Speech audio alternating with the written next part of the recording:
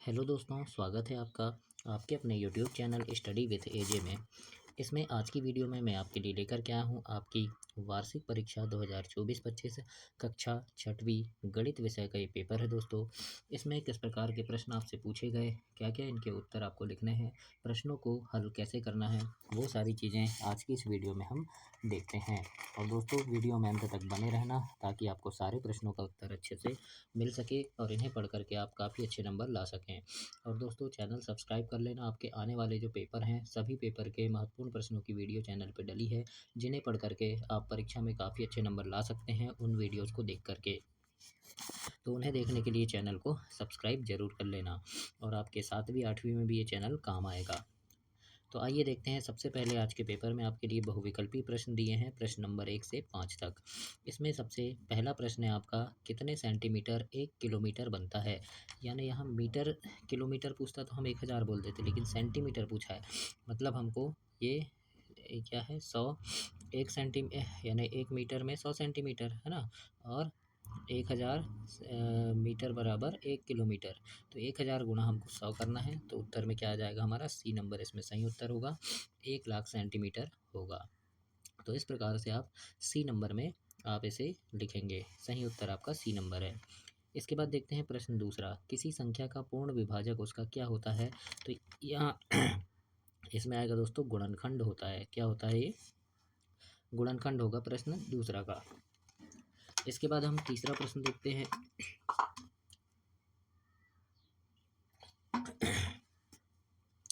तीसरे प्रश्न में आपसे पूछा है, किसी त्रिभुज का प्रत्येक कोण समान रूप का समान मान का हो तो क्या कहलाता है। तो इसका सही उत्तर होगा दोस्तों समबाहु त्रिभुज कहलाएगा वो। तो सी नंबर इसमें भी सही उत्तर होगा आपका। फिर यहाँ पर चौथा प्रश्न है, ऋण 3 में धन 3 घटाने पर क्या होगा।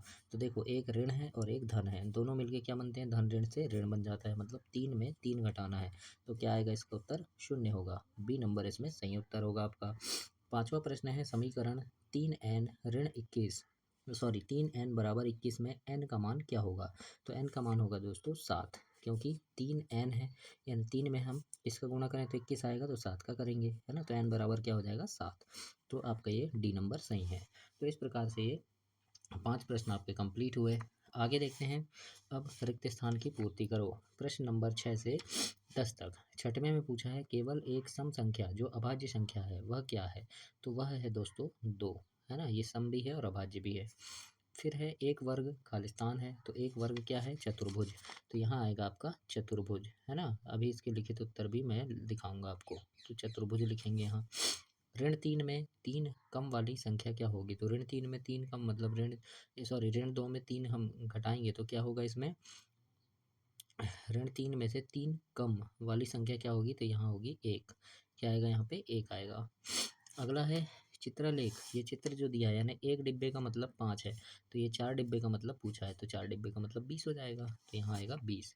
तो इस प्रकार से खालिस्तान हुए। 10वां है, आयत का क्षेत्रफल। तो यहाँ आएगा लंबाई गुणा चौड़ाई, है ना। तो इस प्रकार से आपको लिखना है। तो ये 10 प्रश्न आपके कंप्लीट हुए। 11 नंबर का प्रश्न आपसे पूछा है दोस्तों, यहाँ ऐसी पूर्ण संख्या लिखिए जिसका किसी भी संख्या से गुणा करने पर गुणनफल 0 प्राप्त होगा। तो ऐसी पूर्ण संख्या है दोस्तों 0। तो आपको सिर्फ इतना लिखना है कि ऐसी पूर्ण संख्या 0 है, यानी इसमें हम किसी का भी गुणा करें, 0 में हम 5 का गुणा करें तो 0 ही प्राप्त होगा। तो इस प्रकार से हमें 11 में लिखना है। 12 प्रश्न है, दो क्रमागत संख्याओं का महत्तम समापवर्तक क्या होगा। तो 12 के उत्तर में आप लिखेंगे कि दो क्रमागत संख्याओं का महत्तम समापवर्तक 1 होता है ना। कोई भी क्रमागत संख्या उसका महत्तम समापवर्तक लेंगे तो 1 होगा। इस प्रकार से आप लिखेंगे प्रश्न 11 में। 12 प्रश्न देखते हैं क्या पूछा है। तो 13 प्रश्न, एक चौथाई घूर्णन के कोण का नाम लिखिए। यानी एक चौथाई घूर्णन के कोण का नाम, यानी एक चौथाई आपको ये घुमाना है ना। जैसे ये गोल है पूरा, एक चौथाई घुमाएंगे यानी ये वाला भाग, तो कौन सा कोण बनेगा, यहाँ समकोण बन रहा है ना। तो आप सिर्फ समकोण लिख देंगे, जैसे यहाँ मैंने लिखा है ये प्रश्न में, समकोण 90 अंश। इस प्रकार से आपको लिखना है। 14 में देखते हैं क्या पूछा है। तो प्रश्न नंबर 14 आपसे पूछा है कि ऋण 10 धन धन 19 का मान ज्ञात कीजिए। तो 14 कैसे करेंगे हम देखेंगे। 14 में देखो, ऋण 10 धन 19 है ना। तो अब देखो ये धन धन मिलके क्या बन गए, ये धन बन गए, और ये ऋण 10 ऐसे ही रहेगा है ना। यानी ये धन ऋण मिलके ये ऋण बन गया, और ये धन धन मिलके ये धन बन गया, यानी ऋण 10 धन 19। अब देखो, अब ये ऋण और धन मिलके क्या बनेगा, ऋण बनेगा, यानी 19 में हम 10 को घटाएंगे तो उत्तर क्या आएगा, 9 होगा। तो इस प्रकार से आपको ये प्रश्न 14 को हल करना है बच्चों। तो ऐसे आपको करना है। चैनल सब्सक्राइब जरूर करना, आने वाले आपके विज्ञान, सामाजिक विज्ञान, अंग्रेजी, संस्कृत इसके पेपर चैनल पे आपको जरूर मिलेंगे, तो चैनल सब्सक्राइब करके आप रख लीजिएगा। आगे देखते हैं अब 15 में क्या पूछा है। तो x बराबर 5 है, तो x धन 20 का मान क्या होगा। x बराबर 5 है तो x धन 20 का मान क्या होगा। तो देखो x बराबर क्या है, 5 है, तो x धन 20 बराबर क्या हो जाएगा, तो 5 धन 20 है ना, यानी x की जगह हम 5 लिख दिए तो ये 25 होगा। इस प्रकार से आपको इसमें लिखना है। तो ऐसे आप इसे कंप्लीट करेंगे बच्चों। आगे देखते हैं अब प्रश्न नंबर 16।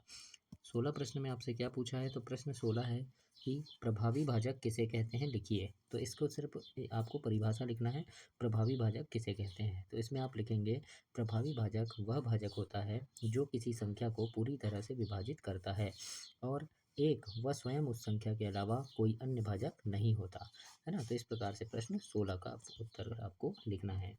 तो ऐसे आप इसे लिखेंगे।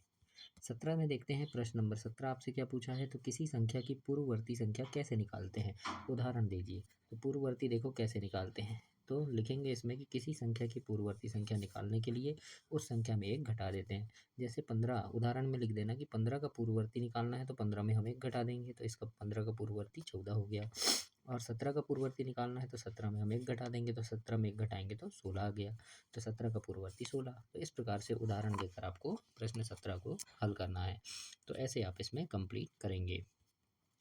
18 में देखते हैं क्या लिखा है। तो प्रश्न नंबर 18 इसमें लिखा है नीचे दी गई आकृति में कोणों एवं भुजाओं के नाम लिखिए।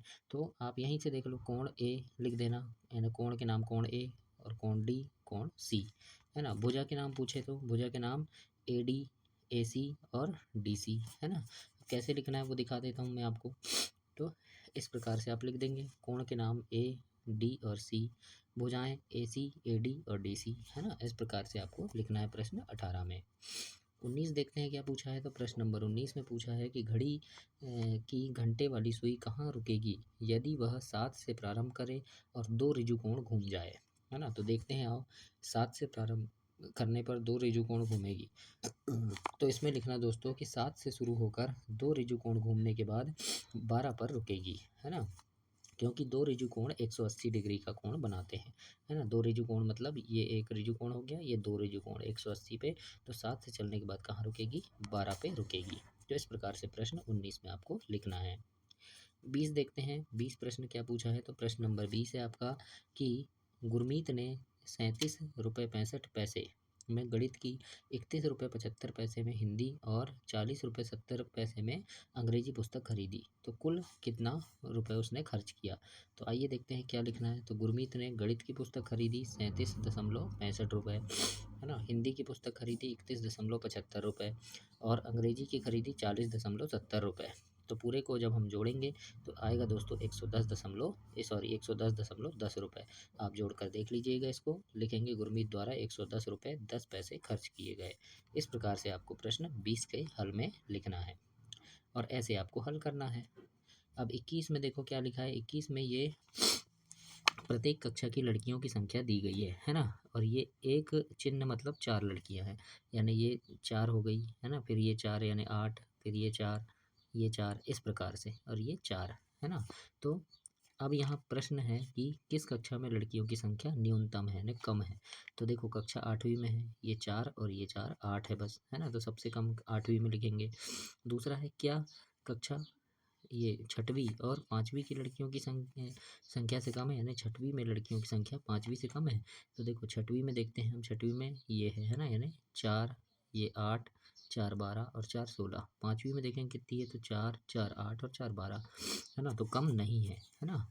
और तीसरे में पूछा है 8वीं में कितनी लड़कियां हैं। तो 8वीं में हमने देखे ये कितनी है, 8 है।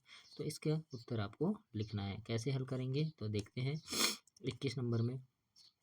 तो देखो 21 में आप ए नंबर में लिखना कि कक्षा 8वीं है ना, यानी इसमें सबसे कम लड़कियां पूछा है तो कक्षा 8वीं में। इसके बाद बी में पूछा था तो लिखेंगे इसमें नहीं, कक्षा छठवीं में 5वीं से अधिक लड़कियां हैं, है ना, और कक्षा 8वीं में तो कक्षा 8वीं में 8 लड़कियां हैं। तो इस प्रकार से आपको प्रश्न 21 को हल करना है बच्चों। आगे देखते हैं 22 प्रश्न। 22 में यहाँ पर पूछा है निम्नलिखित स्थिति के लिए बीजी व्यंजक लिखना है। जैसे यहाँ है 5 y को 5 से गुणा करके परिणाम में 16 घटाना, है ना, और y का ऋण 8 से गुणा, तो ये दूसरा वाला तो ऋण 8 y हो जाएगा ये, है ना, और ये क्या हो जाएगा 16 यानी घटाना है ना, तो 16 ऋण 5y। इस प्रकार से अब कैसे लिखना है ये भी आपको दिखा देता हूँ लिख के। तो देखो 22 में ए नंबर में क्या हो जाएगा 16 ऋण 5y है, और बी नंबर का व्यंजक बनेगा ऋण 8y। बस इतना ही आपको लिखना है हल में। तो इस प्रकार से 22 वाला हल करेंगे दोस्तों आप। आगे देखते हैं 23 नंबर। तो प्रश्न 23 क्या पूछा है, तो 23 प्रश्न है आपका कि एक चुनाव में सफल प्रत्याशी ने 5,77,500 मत प्राप्त किए और निकटतम प्रतिद्वंदी यानी जिसके साथ चुनाव हुआ वो 3,48,700 मत प्राप्त किया। सफल प्रत्याशी चुनाव में कितने मत से जीता। तो ये जो है इससे आपको ये वाली संख्या घटानी है ना, तो आपको पता चल जाएगा कैसे करना है वो भी दिखा देते हैं। तो देखिए 23 में सफल प्रत्याशी के मत ये हो गए, है ना, निकटतम प्रतिद्वंदी के मत ये हो गए, दोनों को घटाएंगे तो 2,28,800 उत्तर होगा। तो लिखेंगे सफल प्रत्याशी ने 2,28,800 मत से चुनाव जीता। इस प्रकार से आपको प्रश्न 23 के उत्तर में लिखना है, हल करना है। दोस्तों बार बार बता रहा हूँ, चैनल सब्सक्राइब जरूर कर लेना, आने वाले पेपर की पूरी वीडियो आपको इसमें मिलेगी और सब कुछ आपको इसमें ज़रूर से दिया जाएगा। और अभ्यास प्रश्नों की वीडियो भी चैनल पर डली हैं, तो उनको भी आप जा करके देख सकते हैं।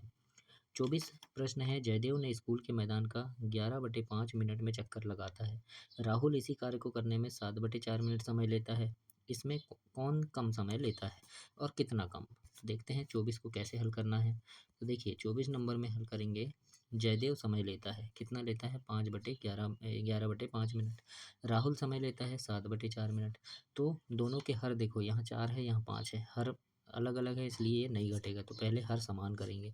हर समान करने के लिए क्या करेंगे 11/5 में हम ये देखो 11/5 है ना, और ये कितना है 7/4 है ना।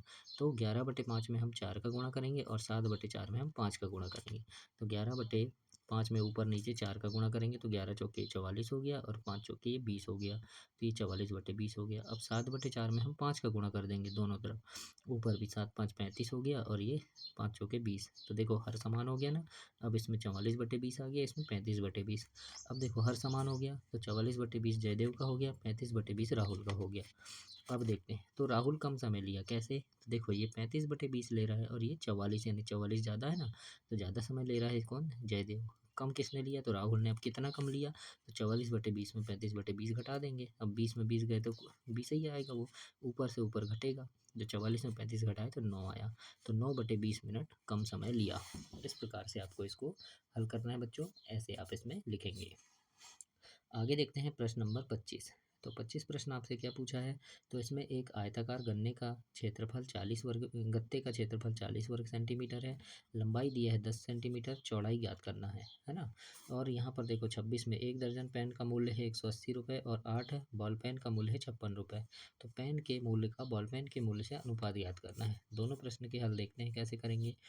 25 में देखो आयताकार खेत का क्षेत्रफल जो है, गत्ते का क्षेत्रफल जो है वो 40 है ना। तो क्षेत्रफल क्या होता है लंबाई गुणा चौड़ाई बराबर 40। तो लंबाई क्या है 10 और चौड़ाई ज्ञात करनी है हमको बराबर 40। तो चौड़ाई यहाँ रख देंगे, 10 को हम इस तरफ ले गए तो ये क्या हो गया 40, यानी 40 में हम 10 का भाग देंगे तो 10 एकम 10, 10 चौके 40। तो चौड़ाई क्या आ गई 4 सेंटीमीटर आ गई। तो इस प्रकार से आपको प्रश्न 25 को हल करना है। 26 देखते हैं। 26 में क्या लिखा है, एक पेन का मूल्य आपको दिया है 180 रुपये, यानी 1 दर्जन पेन का मूल्य दिया है 180। तो एक पेन का क्या हो जाएगा 180/12, क्योंकि एक दर्जन में 12 पेन होती है। तो 12 से भाग देंगे, 12 एकम 12 है ना, तो ये 15 बार में भाग चला जाएगा। तो 15 रुपये क्या हो गया, एक पेन का मूल्य निकल गया। इसी प्रकार 8 बॉल पेन का मूल्य 56 रुपये है, तो एक बॉल पेन का तो 56/8, तो 8 एकम 8, 8 7 56, यानी 7 रुपये एक बॉल पेन का निकल गया। तो अनुपात क्या बनेगा इसका, अनुपात बनेगा दोस्तों 15/7 या 15:7। तो इस प्रकार से आपको प्रश्न 26 को हल करना है। तो ये आपकी बड़ी वीडियो हुई। गणित के पेपर आपको इस प्रकार से हल करना है बच्चों।